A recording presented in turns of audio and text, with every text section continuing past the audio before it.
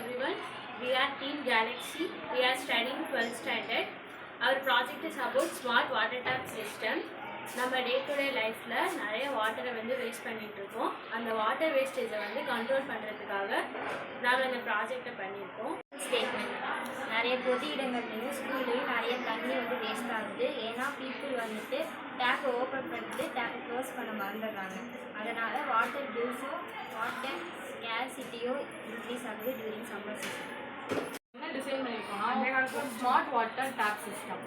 இது மூலியமாக ஆட்டோமேட்டிக்காக சென்சார் நம்ம கை வைக்கிறது திங்ஸ் வைக்கிறத வச்சு டேப் ஆட்டோமேட்டிக்காக ஓப்பன் ஆகி அப்புறம் கையும் திங்ஸ் எடுத்ததுக்கப்புறம் ஆட்டோமேட்டிக்காக ஆஃப் ஆகிடும். இது மூலியமாக வாட்டர் சேவ் பண்ண முடியும். Details required for this tap system are IR motion sensor, adding of board, solenoid valve, relay model, battery or solar panel, water pipe and tap setup. Working principle டேப்பில் சொலினாய்டை first fix பண்ணிக்கணும்.